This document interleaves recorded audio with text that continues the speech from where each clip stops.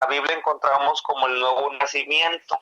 De hecho, podemos tomar Juan capítulo 3 cuando Nicodemo llega a Jesús de noche, ¿verdad? Ahorita vamos a tocar ese punto, aunque no vamos a tocar del todo como quisiéramos, pero ¿por qué? Porque vamos a ver el verso 18 de Santiago. Muy bien, voy a leer, hermanos, para los que van manejando y no tienen manera de ver la Biblia. Voy a leer el contexto que estamos estudiando, que es Santiago, capítulo 1, verso 12, y vamos a estudiar hoy solamente el verso 18. Dice el 12 al 18. Bienaventurado el varón que soporta la tentación, porque cuando haya resistido la prueba recibirá la corona de vida que Dios ha prometido a los que le aman. Cuando alguno es tentado, no diga que es tentado de parte de Dios, porque Dios no puede ser tentado por el mal, ni él tienta a nadie, sino que cada uno es tentado cuando de su propia concupiscencia es atraído y seducido. Entonces la concupiscencia, después que ha concebido, da a luz el pecado, y el pecado, siendo consumado, da a luz la muerte. Amados hermanos míos, no erréis. Toda buena dádiva y todo don perfecto descienden de lo alto del Padre de las luces, en el cual no hay mudanza ni sombra de variación. Y aquí está el verso 18, ponga mucha atención. Él de su voluntad nos hizo nacer por la palabra de verdad, para que seamos primicias de sus criaturas. Otra vez, hermanos, para que le quede grabado y permee y llene su corazón. 18. Él, Dios, de su voluntad nos hizo nacer por la palabra de verdad, para que seamos primicias de sus criaturas.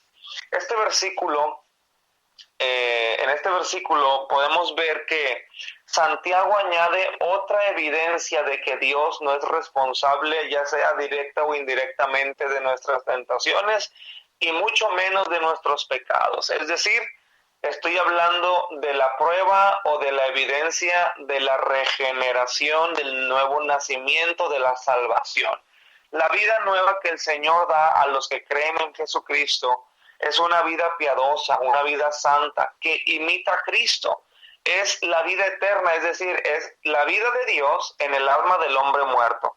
¿Por qué Dios no es culpable de nuestros pecados? Porque Él te hizo nacer de nuevo para una vida santa y piadosa. Por eso es que Dios no puede ser culpable de tus pecados, porque Él no te salvó para pecar, te salvó para que seas recto, para que seas santo.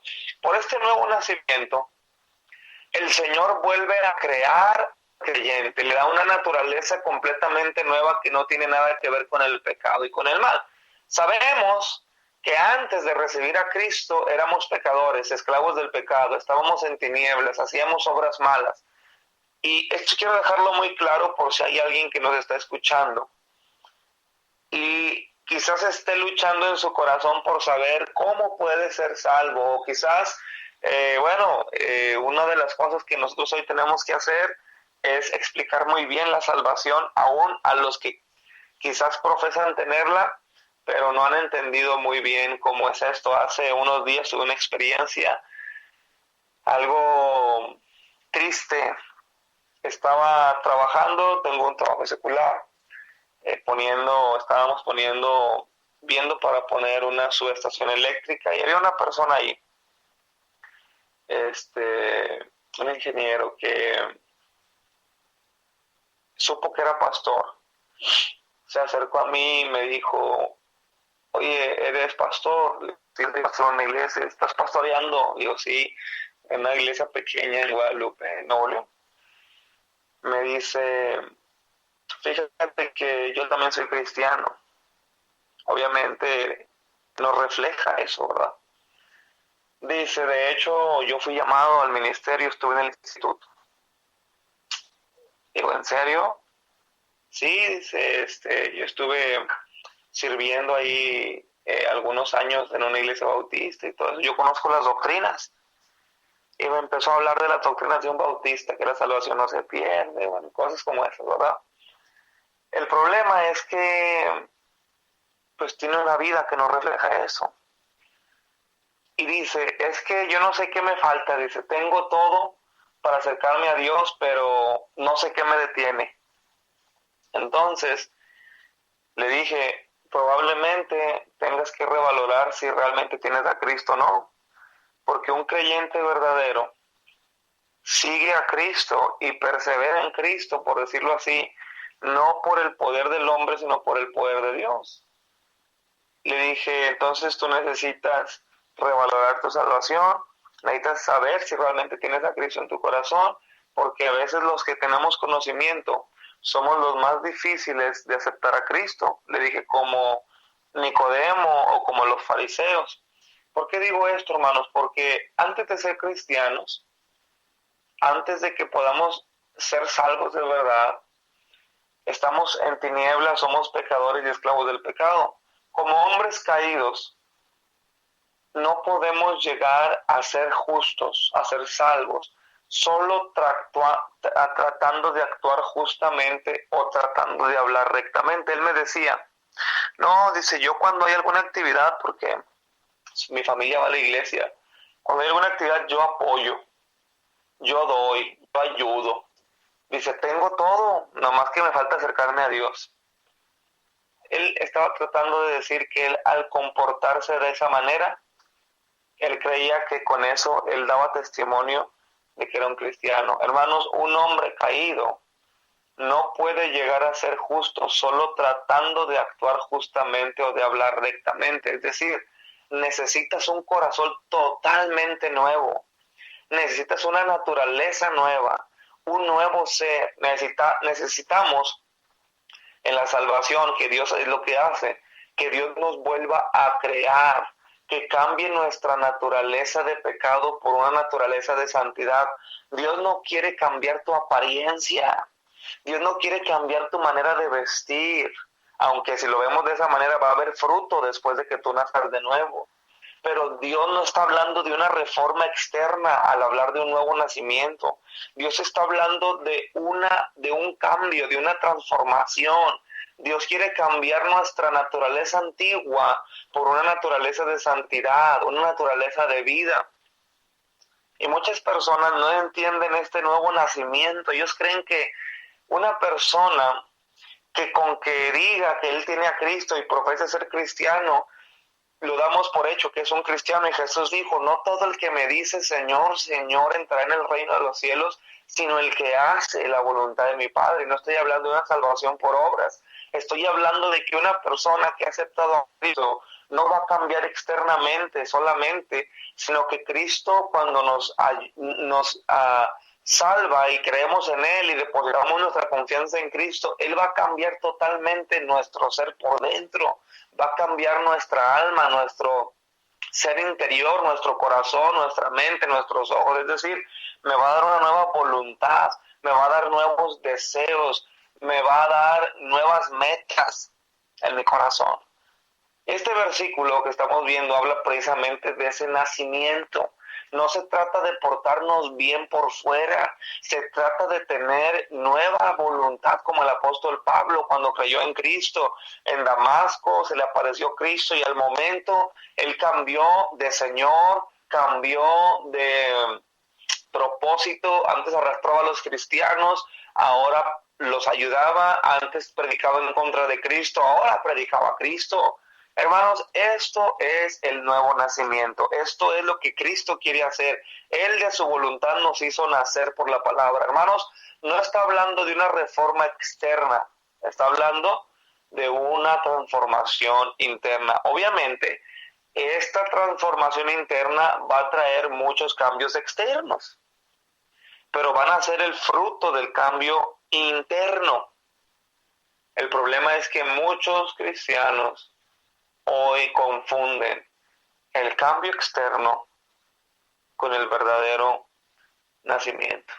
Escuché una historia, hermanos, de un predicador, bueno, un reformador, si lo podemos ver así. Sabemos que los bautistas no somos reformadores, los bautistas estamos desde antes, pero a veces es, como dice la Biblia, examinarlo todo y retener lo bueno, ¿verdad? Un reformador llamado George Whitefield, él entró a un estudio bíblico en la universidad, de hecho hasta fue predicador, y él reconoce que no conocía a Cristo. Y usted puede decir, ¿cómo es eso?